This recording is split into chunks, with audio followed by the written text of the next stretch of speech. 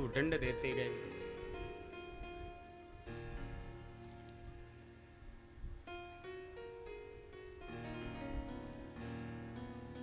आगे भगवान जब वृंदावन में गए, उसके बाद वहां पर यमुना जी में एक कालिया नामक नाग आकर के और अपने परिवार सहित यमुना जी में, यमुना जी के अंदर प्रवेश होकर वहां निवास स्थान बनाकर रहने लगा। और जब से कालिया आया तब से यमुना जी का जल इतना विषैला हो गया, इतना दूषित हो गया कि जो भी पशु पक्षी, गैया आदि या मनुष्य जो भी उसको ग्रहण करते वो सब मृत्यु को प्राप्त हो जाते थे। इतना दूषित, इतना विषैला जल हो गया। सबने ठाकुर जी को जब स्मरण किया, याद किया, तो भगवान कालिया का उद्धार करने के लिए तैयार हुए। तो एक दिन पूर्व, एक दिन पहले जब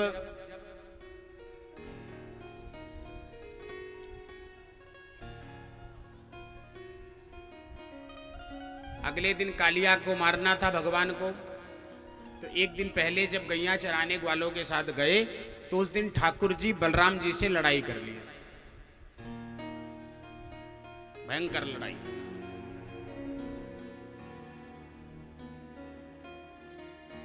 किस बात की? भगवान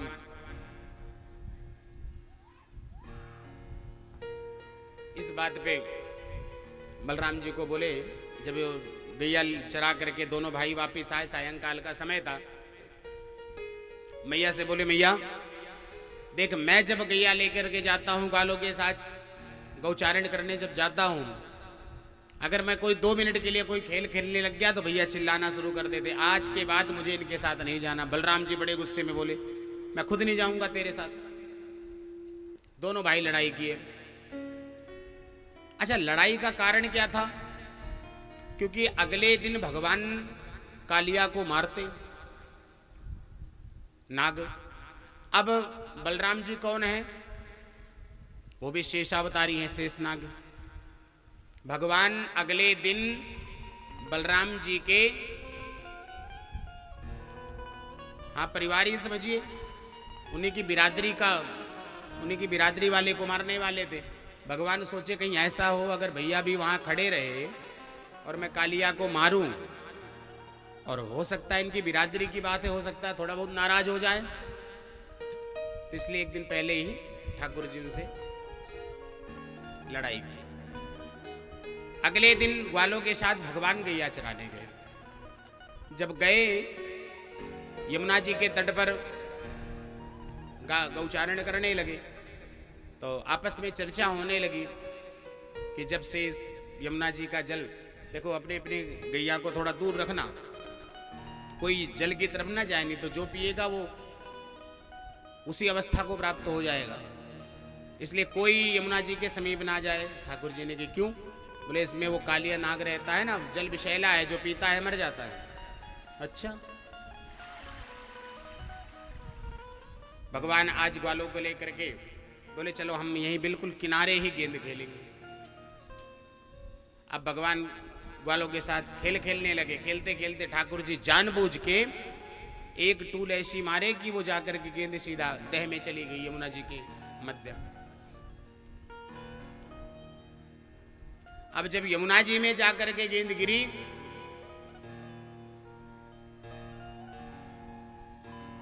भगवान वो जिसकी गेंद थी वो बोला, कन्हैया तूने मेरी गेंद यमुना जी में डाली, जा लेके आ। गुस्से में बोल दिया एक बार।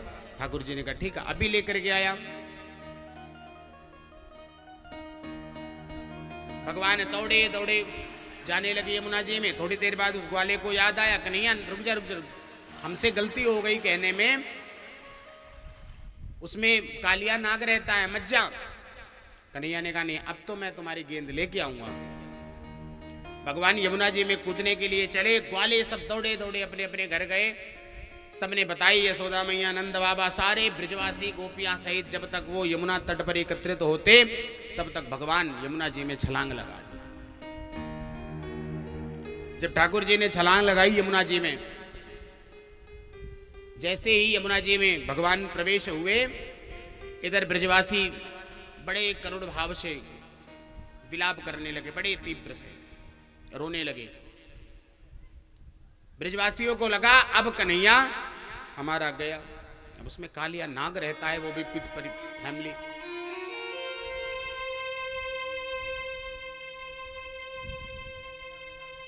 अब ये तो पक्की बात है, कन्हैया गया। भगवान दह के अंदर जब यमुना जी के मध्य में पहुंचे, बीच में,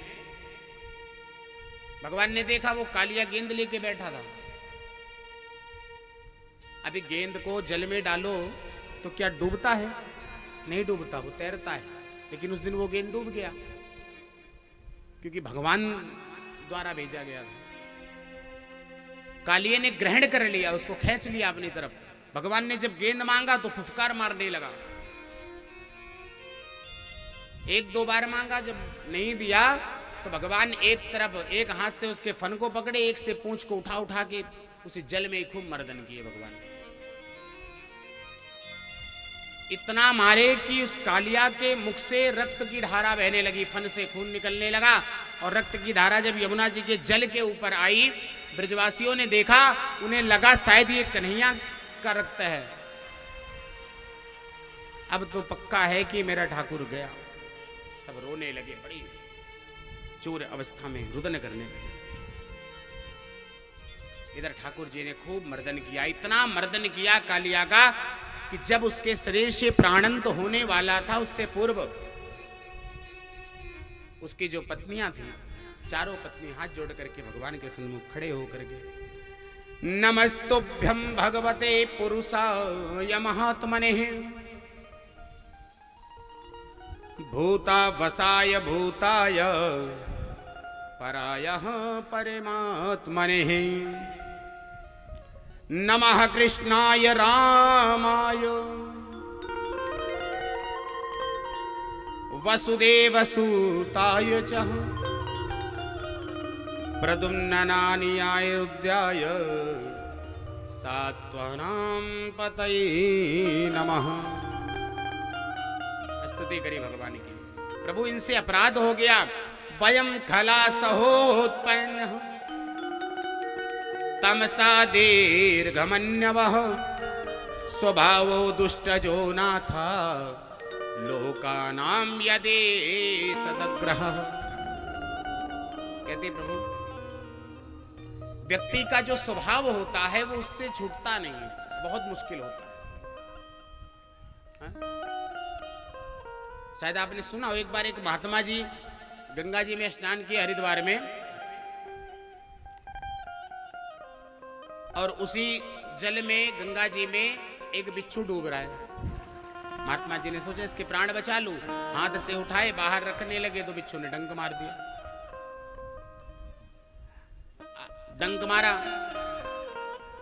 और किनारे रख दिया महात्मा जी ने, बिच्छू को बचाया।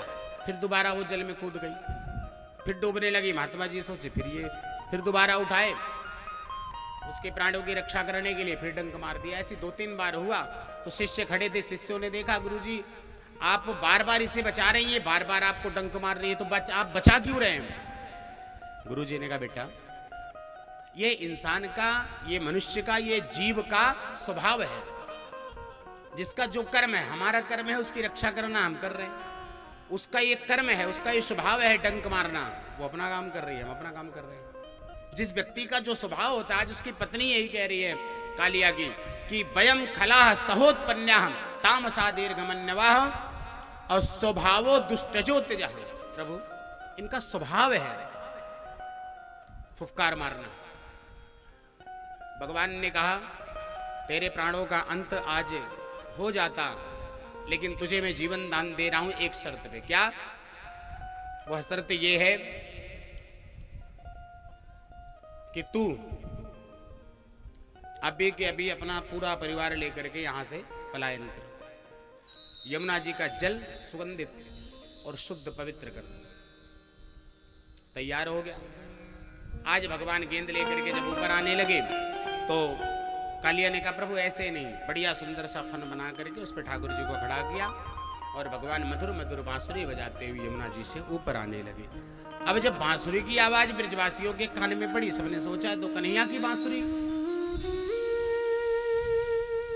कैसी आवाज, ठाकुर जी की बांसुरी है। तो धीरे धीरे धीरे जब भगवान ऊपर आए, ब्रजवासियों ने देखा तो सब में खुशी की लहर दौड़ पड़ी। बोलिए कालिया मर्दन भगवान की,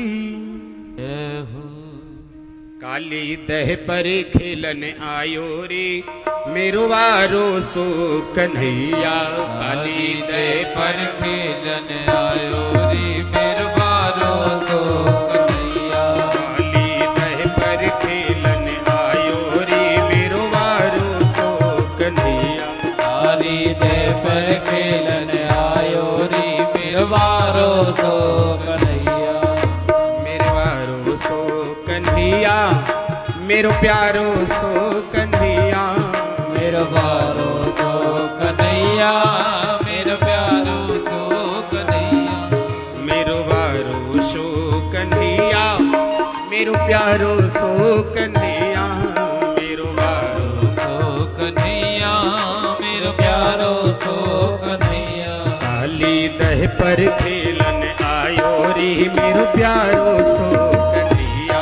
काली दह पर खेलन आयो रे मेरो वारो सो कन्हैया। और काहे की पट गेंद बनाई, काहे की पट गेंद बनाई। काहे की पट गेंद बनाई। काहे की पट गेंद बनाई। हाँ, वो गेंद किस चीज की थी जिससे भगवान खेलते थे। और काहे को बल्ला लायो रे मेरो प्यारो सो कन्हैया। काली दह पर खेलन आयो रे मेरो वारो सो कन्हैया।